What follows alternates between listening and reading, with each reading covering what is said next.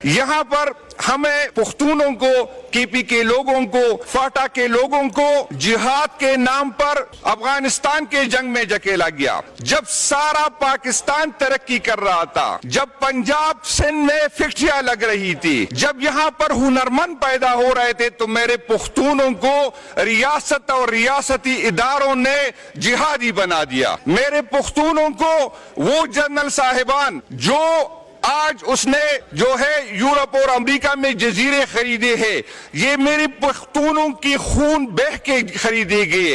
ये अमेरिका और दूसरे मुल्कों से जो पैसे आते थे, वो मौली हजरात जिसके घरों पे टाट लगे थे और आज लैंड क्रूजर में घूम रहे हैं, वो मेरे पुख्तूनों का खून बहा है, तो वो इन लैंड क्रूजरों को पहुंचे हैं। उस जंग में हमें झोंकने वाले कीपी की क़यादत नहीं थी। बादशाह खान, अज़ीम बादशाह खान उसी टाइम कह रहा था कि इस जंग में हिस्सा न ले, ये अमेरिका और रूस की जंग है, पुख्तूनों को न ढकेले। उस टाइम के जर्नैलों ने यह फैसला किया। कुछ के बच्चे उस टाइम जो है, कोई बन गया मर्द मोमिन, मर्द हक, कोई खामोश मुजाहिद बन गया, उसके बच्चे भी आज मजे कर रहे। और हम एक एक घरों से 5-5, 6-6 जनाजे उठा के आते हैं।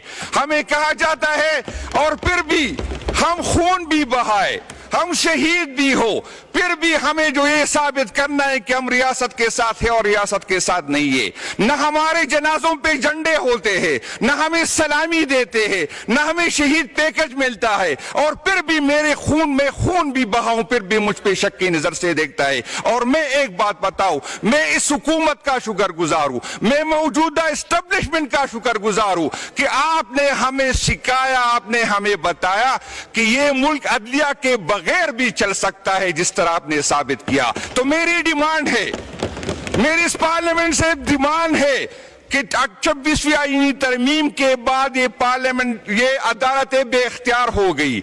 26वीं आईनी तरमीम के बाद इसकी ये औकात नहीं रही कि ये इंसाफ दे। तो मेरी ये डिमांड है कि ये बड़ी बड़ी तनख्वाहें जो हम जजों को दे रहे हैं, ये बंद करे। ये बड़ी बड़ी बिल्डिंगें जिसमें इंसाफ की कोई चीज नहीं है, इसको जो है, इसको यूनिवर्सिटियां बनाए। और मैं उन लोगों को हैरान हूं, उनको, मैं इनकी माओं को भी हैरान हूं कि इतने हौसले वाले बच्चे इन्होंने पैदा किए कि ये इस कुर्सी पे बैठ के इंसाफ नहीं कर सकते। मैं उन बंदों को, मैं उनकी माओं को सलाम कहता हूं कि इस तरह हौसले के बच्चे उन्होंने पैदा किए कि अपनी छोटी छोटी मराद के लिए पाकिस्तान तहरीक इंसाफ के वर्कर को जेलों के पीछे डाल रहे, उनको सजाएं दे रहे। मैं उन पुलिस वालों को भी हैरान हूं, मैं इनकी हिम्मत को दाद देता हूं कि वो अपनी तनख्वाहों के लिए, अपनी मराद के लिए पाकिस्तान तहरीक इंसाफ के वर्कर पे जो है इस तरह की FIR काट रहे हैं। तो मैं आपको, मैं इस बजट में मैं देखता हूं आवाम के लिए तो कुछ नहीं है, लेकिन जो डिफेंस हमारा और बढ़ रहा है, सिक्योरिटी इदारों का फंड और बढ़ रहा है, तो उसको बढ़ना चाहिए, क्योंकि एक और तरमीम आ रही है और एक और तरमीम में एजेंसियों को पैसों की जरूरत होती है। और मैं इन बड़े बड़े कुर्सियों पे बैठे हुए लोगों को कहता हूं, मैं चीफ जस्टिस साहब आपको कहता हूं, आप जो इस कुर्सी पे बैठे हैं ना, तो हमारी खवातीन पे हमें ब्लैकमेल किया गया। आप जो इस कुर्सी पे बैठे हैं ना, ये नए जज साहिबान, मैं आपको कहता हूं, ये 26वीं आईनी तरमीम पे जो आप इन कुर्सियों तक आ गए, तो आपको पता होना चाहिए। मैं ये ऊपर जो इसको गवाह बना देता हूं, एक शख्स जो अभी भी वहां बैठा है, उसने मेरे 3 महीने से बात की कि मेरी 3 बेटियां थी, मैं मजबूर था इसलिए मैंने बोल दी। तो आप जी इन कुर्सियों पर बैठ गए, तो हमें अपनी बेटियों की वजह से जो है आपने वोट दिया है। हमें अपने, ऐसा कोई बंदा नहीं जिसको अरबों रुपए की अफर नहीं हुई। तो ऐसी अमेंडमेंट की वजह से आप जो बैठे, आप जो मराहत ले रहे, आप जो प्रोटोकॉल ले रहे, इसके बावजूद जो है हम आपसे, लोग अब आप कहते हैं कि अदालतों से आपकी कोई उम्मीद है नहीं, हमें अदालतों से कोई उम्मीद बाकी नहीं, लेकिन जो भी अवेलेबल फोरम हमारे पास होंगे वो इंशाअल्लाह ताला हम इस्तेमाल करेंगे और तारीख लिखी जाएगी।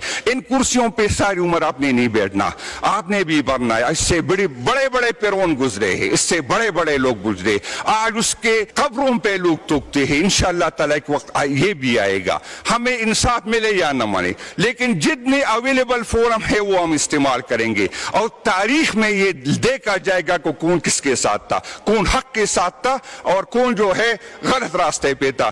پیپل پارٹی کی قیادت سب سے زیادہ تنقید انہوں لوگوں نے کی, اور ہم امید کرتے ہیں, اسپیکر صاحب نے بھی ریکویسٹ کی, ہم بھی کہتے ہیں اگر واقعی آپ عوام کے ساتھ کھڑا ہونا چاہتے ہیں تو یہ موقع ہے. اس طرح نہیں ہوگا کہ مراد بھی لے, فائدے بھی لے اور پھر ووٹ بھی دے. اور مجھے ایک دن یہ بات یاد آ جاتی ہے, پہلے دنوں میں ایک ٹاک شو میں بیٹھا تھا, ایک سینئر اینکر میرے ساتھ تھا, بلاول زرداری صاحب نے فرمایا کہ جس نے ووٹ لینا ہے میرے پاس آئے. وہ اینکر مجھے کہہ رہا تھا کہ میں نے میاں صاحب کو کال کی کہ بلاول صاحب یہ فرما رہے, اس نے کہا الیکشن سے پہلے فیصلہ ہوا ہے کہ میں نے وزیر اعظم بننا ہے, بلاول صاحب نے مجھے ووٹ بھی دینا ہے اور بلاول صاحب نے میرے گھر بھی آنا ہے. جب فیصلے اس طرح ہوتے ہیں, جب حکومت اس طرح ہوتی ہے, تو پھر پارلیمنٹ کی کس طرح. میری بہن نے بات کی, میرے بیٹے کی پارلیمنٹ کی توقیر, ہم نے تو پارلیمنٹ کو 8 فروری کو بھی توقیر کیا. جب ایسے لوگ اسمبلی میں آئے جن کو لوگوں نے مسترد کیا تھا,